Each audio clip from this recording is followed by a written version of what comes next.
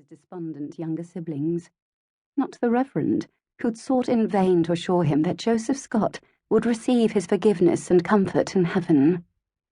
A boy standing on the cusp of manhood, impotent in his rage, Tobin had been propelled by a primal need to be there, to witness the injustice, to have it scored into his mind's eye and into his soul, so that he would never forget, never forgive.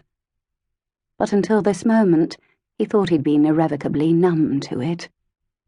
He dismounted and crouched down, and concentrated on finding the breath that had been snatched from his lungs. He closed his eyes and tried desperately not to replay the events of that horrific day, or to envision his father twisting all over again. Yet the images came at him hard and fast. The day had been bright, warm and cloudless, much like this day. Tobin had stood on a horse trough so that he'd been able to see over the heads of the onlookers, his hat pulled low over his eyes. His heart had beat out of his chest as the clergyman had offered his father a last word. His father had declined, and Tobin had been furious with him. Furious! That had been his moment to shout that he'd not stolen the Countess's jewels, that he'd been unjustly accused and convicted. It had been the moment he should have condemned them all for their stupidity and prejudice. But his father had remained intolerably silent. With the crowd jeering, the clergyman had recited the Lord's Prayer, while the hangman had covered his father's face with a black hood, then fitted the noose around his neck. He'd helped his father, as if he'd been infirm, onto the block.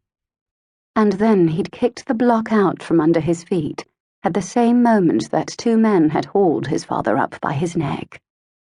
His father had twisted at the end of that rope, his legs kicking madly, desperately seeking purchase, and finding nothing there to save him. Thankfully, Tobin had been spared the actual end of his father, because he'd fainted, and when he'd come to, the crowds had dispersed, and his father had been cut down. Tobin had found himself lying on the walk, his nose bloodied from his fall, collapsed under the weight of horrific grief. The unconscionable crime that had been committed against his family had indelibly marked his soul. He'd lost all his innocence and hopefulness. He'd been made completely immovable, blind to common emotion, incapable of sentimental feelings. If someone were to open him up, they'd see nothing but black rot oozing inside of him like mud. The only emotion Tobin felt anymore was revenge. And it was the reason why he'd finally returned to Hadley Green.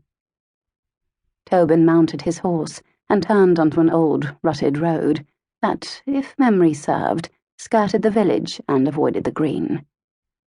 As he rode along the seldom-used road beneath gnarled tree limbs and past weedy undergrowth, he recalled how the trial and his father's execution had ruined the Scott family. Tobin, his mother, his sister Charity, and his brother Reuben had become pariahs. They'd been the offspring of the man who'd been accused of stealing priceless jewels from the beloved, alluring Countess of Ashwood. Jewels that had never been recovered, of course, because Tobin's father had not taken them and had not been able to say where they'd gone. Joseph Scott had been a good, honest man. He'd been a master woodcarver, and with his death, his family had been left with no income. They'd become wards of the church, living on the charity of the parishioners. A proud woman, Tobin's mother had not been able to abide the censure of a society in which she'd once been a respected member, nor had she been able to abide charity. So she'd decided to move her family to London a few weeks after her husband's death. On the day they'd carried their bags to the centre of town and awaited the London coach, the Ashwood coach, with its red plumes and gold scrolls, had rolled down High Street and come to a stop outside a cluster of shops. As the Scotts had watched, a liveried coachman had opened the door, and out had hopped Miss Lily Boudin in a pale blue frock.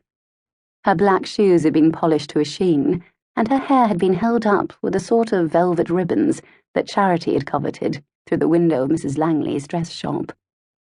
Lily Boudin had waited for the coachman to hand down a woman Tobin had known to be her governess.